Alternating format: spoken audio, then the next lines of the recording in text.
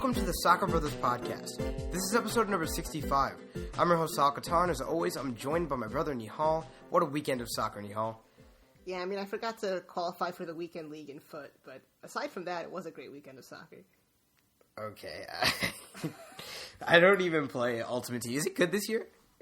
Yeah, it's great. It's actually a lot of fun. The weekend league, for anyone who doesn't know what we're talking about, foot is FIFA Ultimate Team. I miss the old days when there was a free market and trade offers, and FIFA 14 had the best Ultimate Team. You know what, though? The price capping has kept the prices down. It was bad when they first implemented it. Okay, I don't know why we're talking about this. I just brought it up to bring it up, but I think Ultimate Team is great this year. One of the biggest club games in the world is El Clásico. Real Madrid versus Barcelona. This time it was Barcelona at home in the Camp Nou, and it ended up being a 1-1 draw. The first goal came from Luis Suarez in the 53rd minute. Neymar takes a cross from a free kick, and Suarez heads it in. And then late in the second half, Sergio Ramos, as he always does, gets a header off a Modric free kick, and it ends up being 1-1. Barcelona would have liked to have those points, but what were your thoughts on this game in general? Well, first of all, I think they needed the points because with the draw, they're still 6 points behind Real Madrid. It's a huge swing for them because if they had ended up winning the match and pulling it out, it would have been it would only have been a 3-point difference. I thought that Barcelona were better for most of the match. I thought Sergio Busquets in defensive midfield was absolutely fantastic. And, Barcelona, I think, had a couple of chances to put the game away. One that comes to mind was after Iniesta came on late in the match, Iniesta put Neymar in on goal. Neymar did a great move and sent the defender the wrong way. I believe it was Carvajal. I can't remember who it was, though. Sent it the wrong way and put the ball over the top from, 10 yards out. So I think... And then Messi, in the 82nd minute, he also had kind of a one-on-one with the keeper, but he... Yeah, and that was a great pass by Iniesta, by the way. Another great pass. He and Iniesta and Busquets were the best players on the field. But yeah, it's always Sergio Ramos, isn't it? He finds a way to pull it out for Real Madrid, and he did it again. And a very, very good result for Real Madrid, I'd have to say. I think in the first half, there were a couple of close calls. Maybe Real Madrid should have gotten one penalty. I think in the second minute was a big one. When Lucas Vazquez went down, it wasn't called. Yeah, no, I think that was a clear penalty. I think there was a handball sometime later that could have been called on Real Madrid. So I think that way it balanced itself out a little bit. But yeah, both of those I think should have been penalties. Absolutely. Yeah, in the 43rd minute, yeah. So, I mean, obviously, Messi wasn't that much of a factor in this game. Do you think that he didn't show up enough, in your opinion? I don't know if he didn't show up enough. I think at times he was definitely involved in the attack. But I guess you expect more out of him. You expect him to impact the match. He was I thought he was left on an island, at right wing. Tactically, they were set up so he wouldn't really have to track back on defense. It was interesting. They both teams really reverted to a 4-4-2 on defense. And Messi moved up top with Luis Suarez, and Rakitic sort of moved out to right mid. And I think they did that so Messi would be more involved. I don't think he imposed his will as well as Barcelona fans would have liked to have seen him do. I think a lot of the play was through midfield. It was a lot of Busquets trying to find the final ball to one of the three forwards instead of, at least a successful play, instead of more build-up play. But it's hard to say he should have showed up more than he did. I mean, Ronaldo didn't really show up either. It was. I think it was a tough match for on both sides. Yeah, I mean, to me, from a viewer's aspect, I mean, not just because of the fact that this was a draw. I mean, this is I think in 9 Clásicos, it was the first draw, which is pretty impressive. But I didn't find this as exciting as a lot of the Clásicos that I've watched, and I don't know if that was because we didn't see a lot of, chances from Messi or Ronaldo. I mean, Ronaldo, but not superstar caliber play from both of them. And I think that I don't know. What did you think in terms of from a neutral viewer in terms of how entertaining it was? I mean, I don't think it was. It was entertaining. I think obviously half of that is the meaning of the match and it being El Clásico, but I think it was entertaining because just some of the play is just at a higher level. Manchester City versus Chelsea, which we'll talk about, was a great match, but some of the things that some of the little things that players do and did on the pitch, you just don't see in other matches. And I think that's what makes El Clásico so compelling. It's the level of play. And, I mean, it's the two best teams in the world. Maybe Bayern Munich's up there, but it's realistically the two best teams in the world going at it. But yeah, it wasn't end-to-end, like a chance every 5 or 6 minutes. But I thought it was very, very entertaining.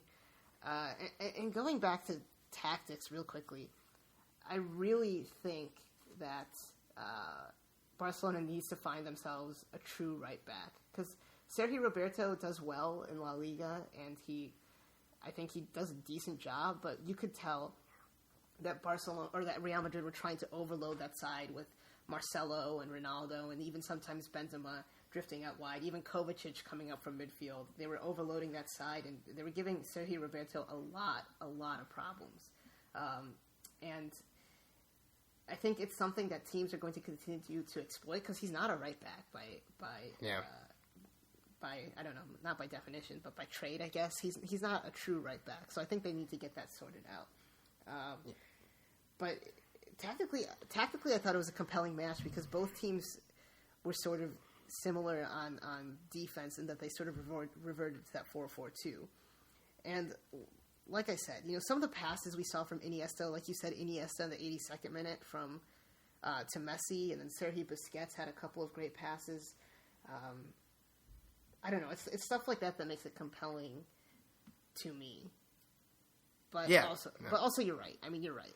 It wasn't the most exciting match. It definitely wasn't the most exciting El Clásico in the last couple of years. Yeah. I feel like if you just turned on the game and showed it to someone who didn't really watch soccer that much, I don't know if they would know that these were the best two teams in the world. Well, yeah, but I mean, how can you? Sometimes you can. I mean, just from the pure quality that's shown. Well, I thought the quality was there. Defending is part of quality, right? No. No, because Empoli can tie Juve in a Serie A game, but it's not that's mostly because of organization. Right, that's not it wasn't. I mean, I tend to agree with what you're saying, your overall premise that it wasn't super exciting. I don't know why we're hung up on it necessarily, but because I want more.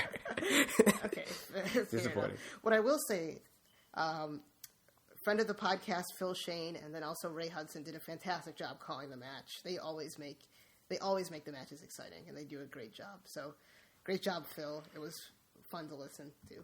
Yeah, definitely. So I assume you're going to take. I mean, I guess this is a good time to predict it. You think Real Madrid is going to win La Liga, right?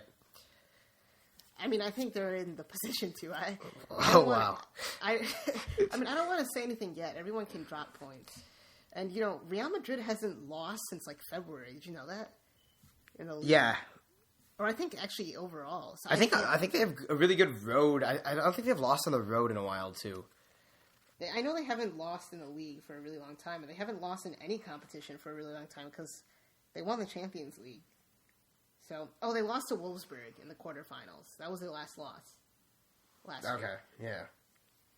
So, wow. I mean, Zinedine Zidane, man, he's really risen to the top. And, you can say that he's coaching Real Madrid, but, I mean, he's been extremely successful. And he's shown tactical acumen, I guess you could say, and he's shown the ability to relate and energize players, and losing a player like Gareth Bale and getting a result at the Camp Nou at Barcelona is not easy. And he was able to adjust. He was able to use that 4-4-2 on defense, putting Benzema and Ronaldo up top for the counterattack. I mean, I thought Lucas Vazquez was decent. And also, don't forget, Casemiro didn't start, their usual defensive midfielder, who might have helped early on when Barcelona was pressing or was pushing for goals. So I thought Zinedine Zidane did a great job in this match. Yeah. Well, one more thing regarding the game. Do you think this was a fair result? And obviously Barcelona is the one that hurt more after this match. Do you think that the blame should be on some of the star players or Luis Enrique? Or do you think it was just, one of those days for Barcelona? Well, so I think Luis Suarez was largely ineffective. I think Rafael Varane was, beating him. Suarez would try to turn and Varane would win the ball every time.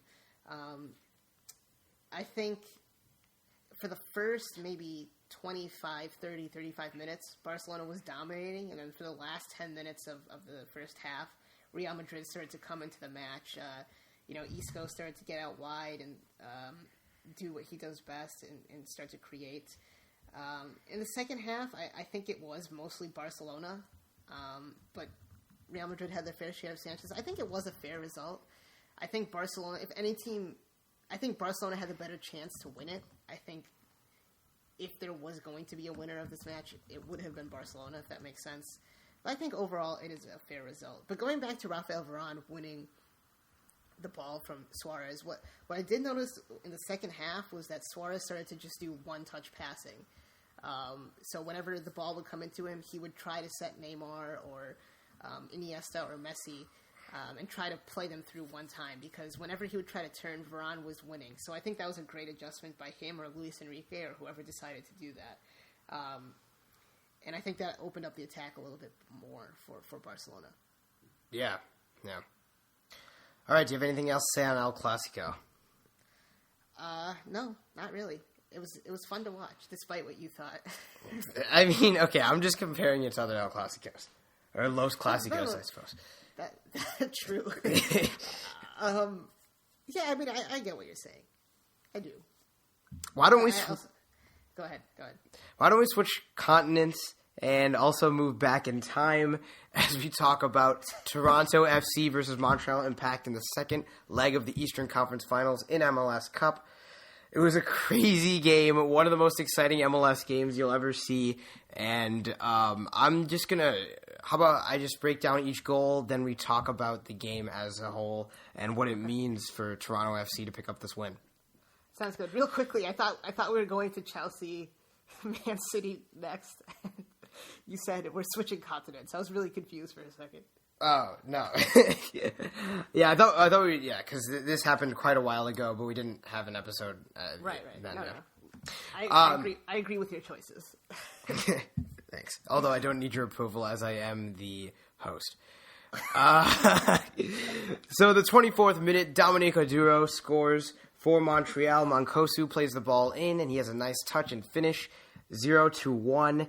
In the 37th minute, Armando Cooper cleans it up after there's a bit of a corner scrap. There was a header. It was saved. Cooper gets it through. It's 1-1 now. Josie Altidore just 2 minutes later. Sorry, I switched those times around. Oh, no, I didn't. Sorry. Josie Altidore in the 45th minute. Giovinco takes the corner. Altidore comes up and heads it. It was a great header.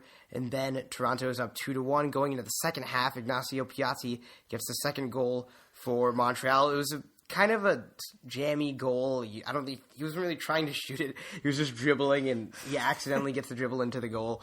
And then it is 2-2. Nick Hagland in the 68th minute gets the goal. It's a set piece and Justin Morrow eventually it rolls to him, and he gets to cross it in, and Hagland, the defender, the left back, puts it in. And at this point, Toronto is up 3-2, and it's going to go into extra time, which it does. And then the 98th minute, Beitashour crosses into Cheyrou for a header, and 2 minutes later, Altidore does some great hold-up play and crosses it into Ricketts in the 100th minute to get a goal 4-2 or 5-2, and Toronto goes through 7-5 on aggregate. Game over. Toronto FC is going to MLS Cup final. Yeah, real quickly, I think Hagelin was the left center back. They were using that 3 in the back again. Yeah. Yeah, what a crazy match. I really did not think that they could top the first leg of this when Toronto won 3-2, but they somehow did. I mean, that was awesome. And for anyone who says MLS isn't exciting, I mean, back to your point, this was much more exciting than El Clasico, just in terms of pure entertainment, you know? Yeah, no. I mean, it was just peak MLS. Bad defending, weird own goals, awesome attacking play, injuries. I mean, go to Benoit Chirou's winner. Talking about that, I mean, remember, Chiroux came on like a minute earlier because Jovinko got hurt. And he was able to score the winning goal. Yeah. So, you know, Josie Altidore. Let's talk about Josie Altidore. Josie Altidore has been absolutely fantastic in the playoffs. I think he has 5 goals in the playoffs. Is that right? I don't know. That sounds right. Seems like he's been all over the highlights. Yeah. Yeah, he's been great. And that near post header he had in the 45th minute, I mean, was awesome. And that's why you really should put someone on the line. You really should put a defender on the line. But a great, you know, it looked like at first when that ball was coming in from Jovinko, I was confused because I was like, it's a terrible cross. But then Josie just comes in and he heads it home. And, you know, something I talked about, or we talked about, I think on the last episode, did Jurgen get fired in the last episode or the one before that? 2 episodes ago, I think. Okay, 2 episodes ago. Was that these guys show so much more passion for their MLS team, which is even an American team, than they do with the U.S. national team. And that was definitely palpable in this match. Yeah, he scored in his 5th straight playoff match. So I believe that's a record, Josie Altidore. But, I mean, overall, just such a good match. I am a little bit nervous about Toronto's defense still with that 3 in the back. I mean, Montreal could have had more goals. And and you have to talk about Montreal's set-piece defending because that really cost them in this game. 3 out of 4 corners, they scored goals. Yeah. 3 out of 4. Toronto scored. That's absolutely ridiculous. And I guess that's something they're going to need to get a defender or something in the off season. But Montreal, like I said, has quietly in the last episode been one of the best teams in MLS for the past 2 years. You know, doing decently well in the playoffs. They did well in the CONCACAF Champions League, but. Quickly, I want to talk about Toronto and the atmosphere, because I thought the atmosphere was great. I mean, that place, BMO Field, was popping. And I'm excited that they get to host MLS Cup on grass in Toronto. I mean, I would love to see the CenturyLink Field, like, you know, full hosting MLS Cup, but I'm really excited. And it's really exciting that, you know, one of these teams is going to be a new team winning MLS Cup. Seattle Sounders, you know, one of the best fan bases in MLS. Toronto FC, so bad for so long. Didn't make the playoffs ever in the history of the franchise until, I think, last year. Or was it the year before? I think last year. And they've turned it around, and their vision of bringing in players like big DPs like Michael Bradley, Sebastian Jovinko, who is, I think, clearly the best player in MLS. And Josie Altidore, but then also bringing in players like Benoit Chiroux, a proven player who's played hundreds of matches in Europe.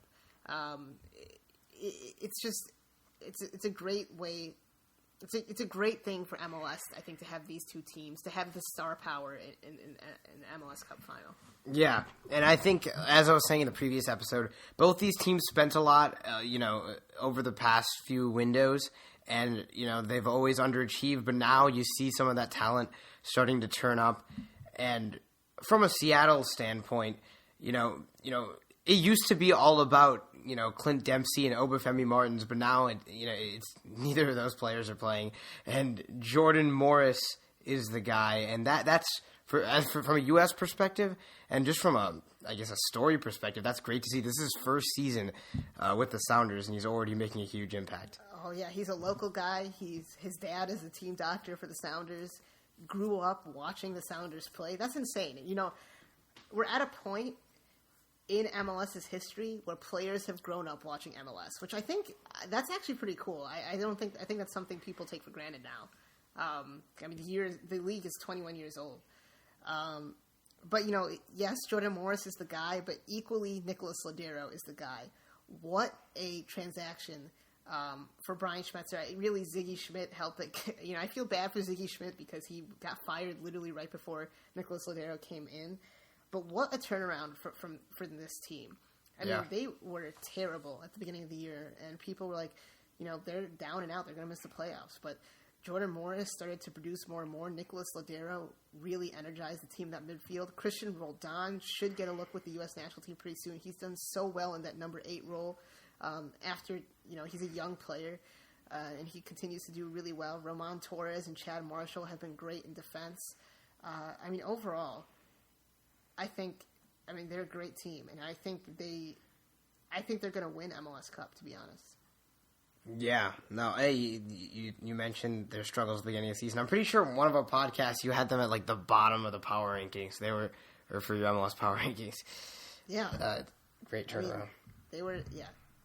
That's the real measure. That's what inspired them. My power rankings. Never would have been possible in Europe, folks, but... Wait, what? I didn't even hear what you said. What'd you say? I said my power rankings inspired them. Oh, yes. We have several avid listeners from the Sounders. They always ask us to be on the podcast, but guys, no, you're not good enough. We only take the best of the best. That's why you waited for Landon Donovan. No, but you wouldn't see that kind of story in Europe because Seattle would have been pretty much done if they had that kind of start to the season. I don't favor either type of format, but that's the beauty in having, being able to watch both, I guess. Yeah, and MLS really, really needs to push when trying to expand in foreign markets, really needs to push the parity of the league and push stories like this. A team like Everton, because Everton would be in the playoffs, right? And who knows? They could go on and do something crazy. Obviously, you do have cups like the FA Cup and the League Cup in all the countries. And, maybe, if the championship, if you finish 6th, you can get promoted still. But, it's not like this, right? It's not like this. You can't completely turn around your season.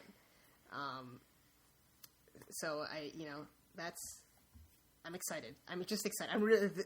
This MLS season has been so great, and you couldn't really ask for 2 better teams to be in the final. I think this is the last episode we're gonna have before the final. So make a prediction right now. Saturday, 8:00, Toronto, Seattle. Who's it gonna be? I think Seattle is going to win 3-2. I'm gonna say Jordan Morris with a brace, and then Roman Torres with a goal. And then I'm going to say Josie Altidore and Giovinco each get 1. Okay. I am actually going to say... I'm going to say Toronto 3-1. Okay, Toronto's at home, so it's possible. Yeah, and I think that I'm going to... Yeah, let's go Bradley 1, Josie 1, Giovinco 1. Bradley's going to score a screamer. Better than his goal versus Scotland. I don't know if that's possible. Actually, no, I don't think... He doesn't even try those as much. He used to try them more. Yeah. Who's going to score for Seattle? Ivan Schitz is going to score for Seattle. That was kind of a random pick. Interesting. Okay. I can dig that. But it's not going to matter because that will have been late in the game, and then he's going to do the whole thing where he's going to grab the ball and set it back up, but it's going to be to no avail because... Okay, you're going really specific. Yeah. But either way, it's going to be exciting. It's going to be nice to see a new team win it. And 2 consecutive years, right? Because Portland never won it before last year. So, true. 2 new teams. Yeah. All right, moving on to, as you mentioned before, Manchester City versus Chelsea. This also happened on Saturday before El Clasico. Manchester City lost 1-3 at the Etihad. Let's go through the goals. In the 45th minute, Cahill scores an own goal, which is a goal for Manchester City off a Jesus Navas cross. Terrible clearance technique. We'll get into that later. In the 60th minute, Cesc Fabregas plays a long ball. Costa outstrengths Otamendi and puts it past Bravo. It's 1-1 then. On the counterattack in the 70th minute, Willian scores. Costa with a nice pass. And Hazard cements it later on as he receives a long ball and makes it 3-1. Overall, what are your thoughts? Okay, we'll talk about that later. Overall, what are your thoughts? I mean, it was an exciting match. Both teams set up pretty similarly with the 3-4-3. Both teams tried to press high, and which sort of led to some of the long balls that we saw. I thought Chelsea's team was more balanced defensively with the three defenders and Marcus Alonso and Victor Moses as their wingbacks rather than Jesus Navas and Leroy Sané as wingbacks, who, I mean, they aren't defenders. I thought David Silva was very good in the center of the park. I mean, all of that being said, Manchester City dominated the match for 60 minutes and really should have put the game away a couple of times. Aguero had a couple of really good chances. Kevin De Bruyne obviously had the wide open sitter that he put off the crossbar. But Chelsea, this is why they are going to win the league. This is why they were my pick to win the league. Antonio Conte knows how to set up his team. We saw it in the Euros. He knows how to get the best out of his team. They defended. They adjusted when City was pressing 1-to-1, really De Bruyne on Cahill, and they sent the ball long. They utilized Diego Costa's strength a couple of times. On the first goal, obviously, he just outmuscled Otamendi. On the second goal, too, he gets the better of Otamendi and sends Willian through. They made the adjustments, and they are ruthless in their finishing. And that's the difference between a champion and second place, really. I mean, you got to finish your opportunities. Okay, I mean, Manchester City can still win the title. I don't think it's going to happen. They're only 4 points off. I don't think it's going to happen. Yeah, but you can't lose these matches at home. You can't squander your opportunities like that. Yeah, that's true. I mean, they still have the reverse. I mean, there's so many games left. They have the reverse fixture. I mean, I think. I don't know.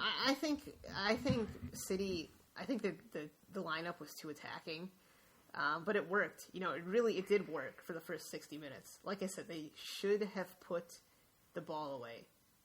I mean, they had so many opportunities in this match, so many opportunities, and they just weren't clinical enough. And what I'm saying is that's what separates.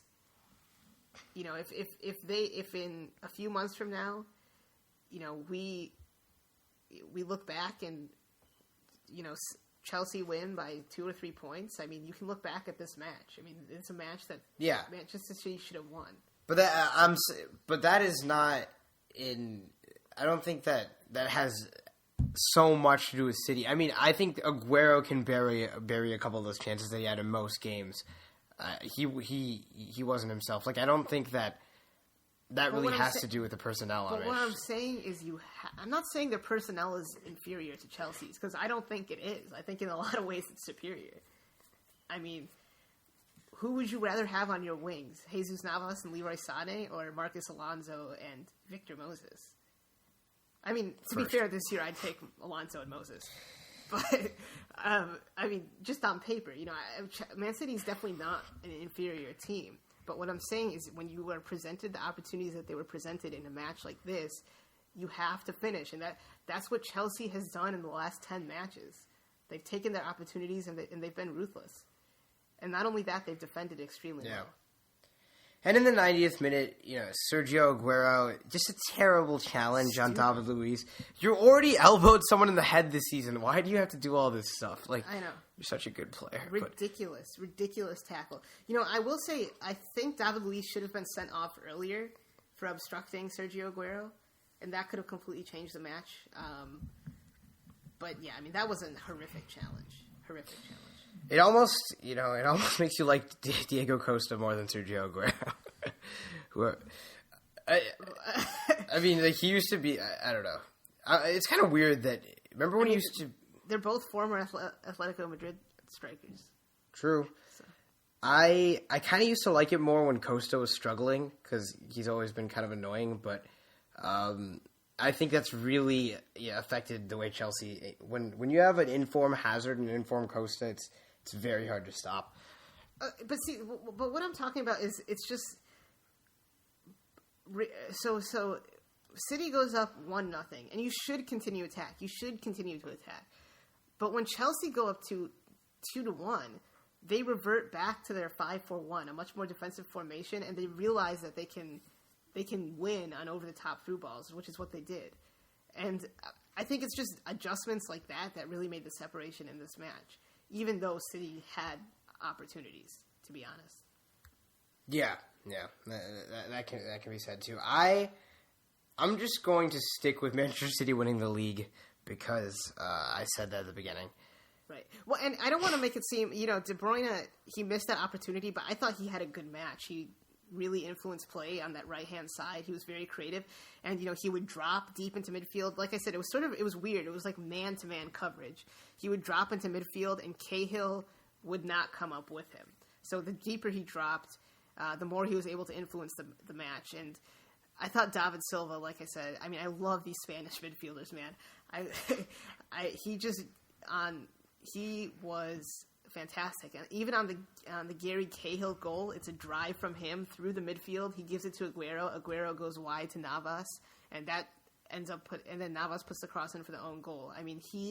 He is so good at dribbling and so good at getting into the attacking third from the midfield and linking up play. He's a rich man's Darlington Nagbe. Poor man's Darlington Nagbe. Are you calling Manchester City poor men? No. I'm just saying Nagbe is the richest man. That's true. On his way to Celtic, most likely. Yeah, that would be really exciting. I'm just glad that he's going to be playing again. That was actually one of the most concerning parts, about Klinsmann. Yeah. About Klinsmann. Well, we have plenty of time to talk about that in January. Yeah. All right, moving on. We have another big European game. It's the Derby della Capitale between Roma and Lazio. Guess who was at home? Lazio. Okay, well, yeah, they were both at home, though. Yeah, well, yes. They're both playing in the same stadium. Not for long, though. Yeah, Roma's building a new stadium. I don't think we've officially gotten clearance yet, but we will soon, and then we've got some big plans. But anyways, honestly, I think this is my second favorite rivalry in all of soccer. I would say in all of club soccer. I would say my favorite is the Merseyside Derby, then the Derby della Capitale, just because I'm an Everton fan, so I really look forward to these matches. Then the Derby della Capitale, then El Clasico, because just in matches like this, there is so much passion. And, Roma and Lazio are obviously big clubs, but they're also, I feel like, much more domestic, the rivalry means so much to the people in Rome. Yeah. And I think you can see that. And I think the players can feel that, and it's reflected. And you have people like Daniele De Rossi and Florenzi, who's injured, right? Florenzi's... Yeah. Yeah. But you have Romanistas, and these matches don't disappoint. Like a couple of years ago when Totti single-handedly brought the team back. Yeah, that was still a draw. No, it was a draw. Yeah. Was it a draw? He scored 2 goals. He scored 2 goals. Yeah, a bicycle. It was a selfie match when he took the selfie. Yep. I love. I had to miss that game for dumb reasons. Sometimes. You had the opportunity to stay back with me, man. No, I didn't. I forgot why, but for some reason you were at. I don't know. Oh God. Okay. You were going to dinner, and I didn't get ready in time, so I came. That's so dumb. Why do you get awarded for not being punctual? Okay. All right. Why don't we get into this game? Wait, but also, sorry. Hold up a second. Were you saying club rivalries? Yes, club rivalries. Okay, because USA-Mexico, that's got to be... I think I said that in terms of club rivalries. Domestic match. Yeah, okay. Oh, right. Okay. So, the Rome Derby this time around went in Roma's favor, as they took the W 2-0. Lazio seemed to control the first half. They had a lot more chances. Immobile had a big chance at the 13th minute. Savic made a good play and laid it off to him, but he skied it. In the 64th minute, the first goal came. Strootman takes advantage of a mistake by a Lazio defender, Wallace. He applies the pressure, takes it away, doesn't pass to Dzeko, gets it himself anyway. A nice little dink over Marchetti. And then in the 77th minute, Nainggolan makes it 2-0. De Rossi passes it on the break, and Nainggolan fires from outside the box. Some questionable keeping from Marchetti, but 2-0, Roma wins. Yeah, and the first goal really starts from a bad pass from Diego Perotti. It was just a bad through ball. Yeah. Wallace intercepts it and then tries to dribble out of the back. I don't really know what he was doing. It looked like he was trying to meg Strootman. Yeah, I have no idea. And then Strootman's able to come in and chip it. I thought, and honestly, Edin Dzeko almost stole it from Strootman. Yeah, no, I thought at first that Strootman should have passed it because I don't think Strootman scored scored. But was Dzeko onside? I thought he was off. That could be true too. But yeah, and then the second goal, like you said, questionable, terrible positioning. Nainggolan just lets it rip from 35 yards. I mean, a really good finish, but it was just he was so out of position. Yeah. And then you didn't mention the fight, did you? No, after this... Yeah, you go ahead. No, you go ahead. This is all you. So after Strootman's goal, there was a big fight, and eventually Danilo Cataldi, Lazio bench player, gets a red card. Strootman gets... I think it's all started because Strootman gets pulled a little bit by a Lazio player from behind, but he just completely dives and falls over, and then everyone starts getting into it, and he ends up getting a yellow for diving. Yeah. Yeah, I mean, just, classics. It's all in good. It's all in good rivalry fun. What's not in good fun are the comments that Lulic made after the game. Did you hear about this? The socks and whatever. Yeah. Okay. All right. Why don't I just talk about the comments? So, he was asked about the derby, and not right after the game. He still had some time to think about it. He said 2 years ago, Rudiger was selling socks and belts in Stuttgart. Now he acts like a phenomenon. Now, why don't you give some context? Beyond what, like Antonio Rudiger playing at Stuttgart? Aren't there racial implications? Yes, but I don't know why. Okay. Well, Lulic also elbowed Bruno Perez too, right? I mean, that was a pretty nasty injury. Yeah. Lazio apologized for the comments. I don't see, to me, I don't really see it, but I mean, no, I'm not doubting the fact that it was a racist comment, but I don't, we don't actually. So I think that, okay, so I'm looking it up right now. So socks and belts, that just means like he was a street seller. Yeah, that's what I thought. That's associated with, yeah. Well, because in Italy, a lot of the street sellers are minorities.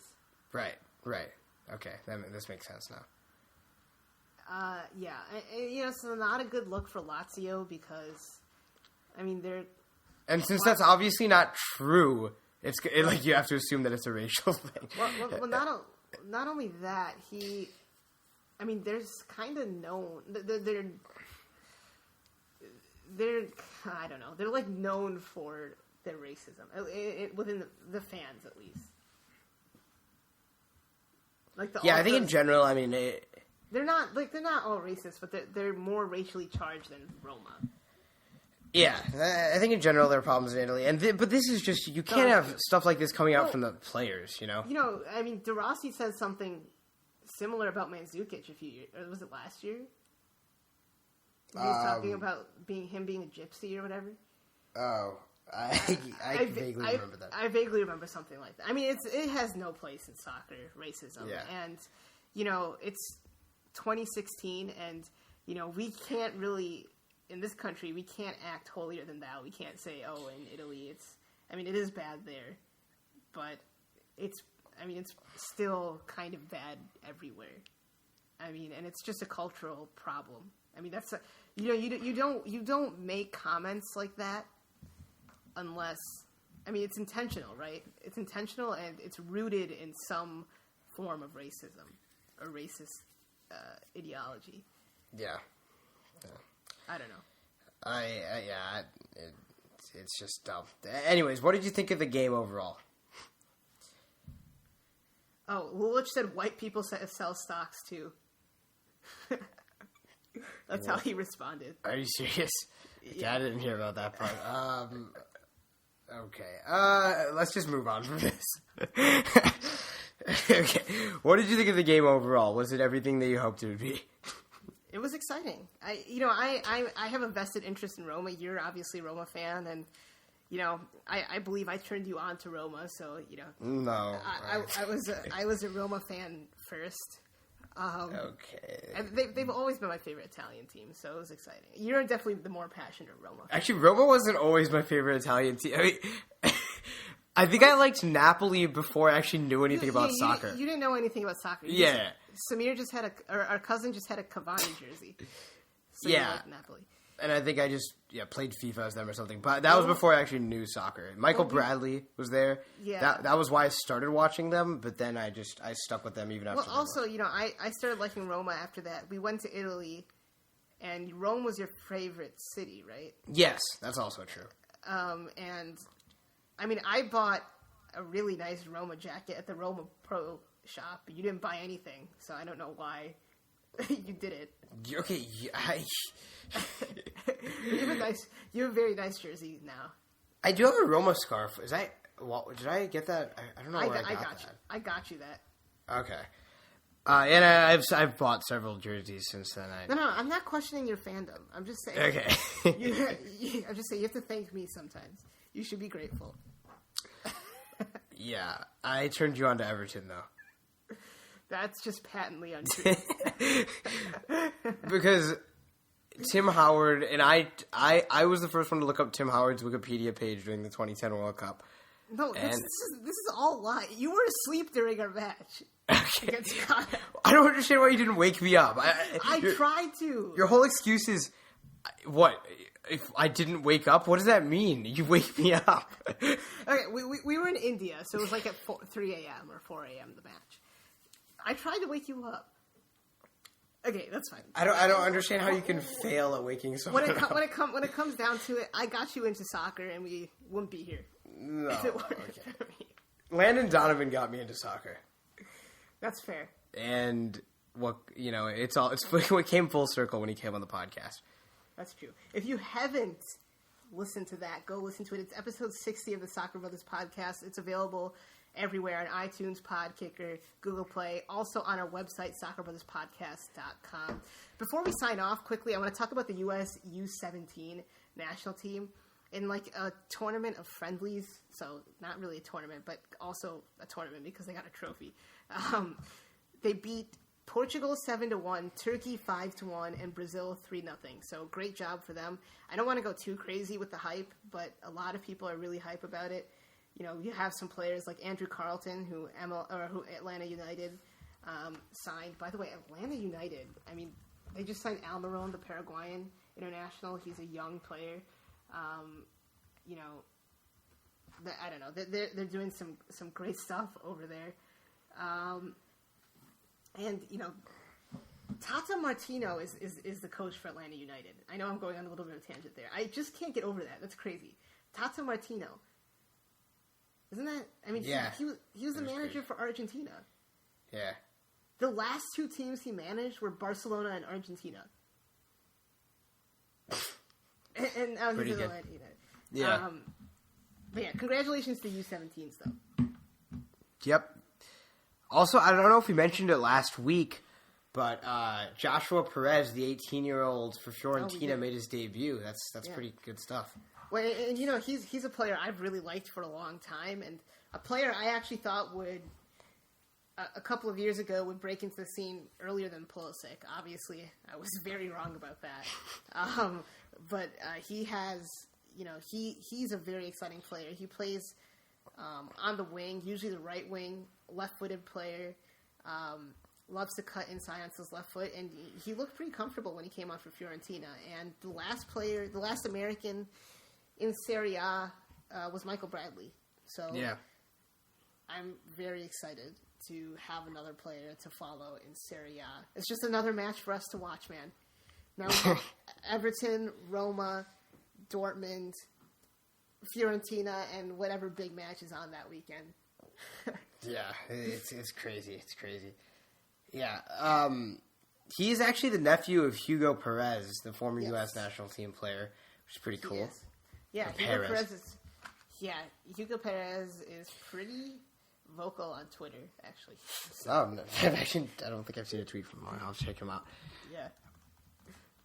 And, yeah, okay, here's the thing, and it made me think of this. What were you just saying? Oh, yeah, you were wrong about Perez coming on before Pulisic. Yeah. See, the thing is, you call everyone, so I can't really give you credit when you call someone. Okay. I'm sure there's so many people you called. That is not true. Josh Perez, Christian Pulisic, and Rubio Rubin. Those were the three that I really pushed. Okay, how about you tell me right now a youngster that you don't think is going to amount to anything? That I don't think is going to amount to anything? That's really rude. No, because then I know if you do a little bit of both, then I can say you were right about that too. Okay, like I don't see Danny Barbier doing anything. He plays for West Brom. Andrea Novakovic, hopefully he comes on. He plays for Reading. He's starting to score goals. He's starting to get some looks. I don't know. I mean, right now, the players I'm excited about are obviously Andrew Carlton, Weston McKennie for Schalke, Haji Wright for Schalke, and Mukwale Akale for Villarreal. I think he's great. I'm excited for him. Okay. And then, you have players like Brooks Lennon at Liverpool. He keeps on scoring for the U23s. But, a lot of these guys aren't going to make it. We thought maybe Junior Flores for Dortmund was going to be good. He didn't do much. Boxy Yomba hasn't... I mean, he was the first person that came to mind, honestly, when you said young players who aren't going to amount to anything. He's on Orlando. I mean, but they still can. They still can turn it around. You never know. Wait, I just looked up his name, and it says in June that they parted ways. Orlando City beat part ways with Boxy Yamba. Okay, so yeah, I don't... I don't even think he... I don't... He's unattached right now. Another player I'm excited for is Luca De La Torre at Fulham. He's very good, too. Yeah. Some youngsters out there. What a time to be a U.S. fan. What a time. Sure, yeah. Bottom of the hex. Yeah, we're going to pull it around, though. We got Bruce Arena. Who's basically Lulich, except a little bit... No, I'm kidding. Okay. No, not even close. Except with foreign players, yeah. Racism and xenophobia, although joined at the hip, aren't really the same thing. And Bruce Arena's not even... Bruce Arena's not even xenophobic. Okay, yeah. He's just... It was a bad comment. He's apologized. He's clarified. I'm going to give him the benefit of the doubt. It's still going to bother him a little bit when Brooks scores. He's used dual nationals before. Yeah, that's... I don't know. I'll never be able to forgive that comment specifically. No, that's completely fair. All right. I'll agree with you.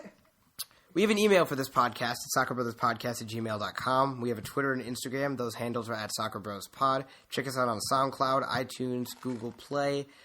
Review and rate us wherever you can. Leave a comment. Send us an email with a question that you want us to talk about. If you want a 15% off discount on your entire purchase on the website, ambitiousstrike.com. They sell t-shirts. Enter the code BROTHERS at checkout. It's a good shirt company.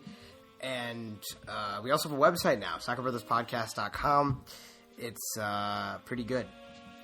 Yeah, it looks very nice.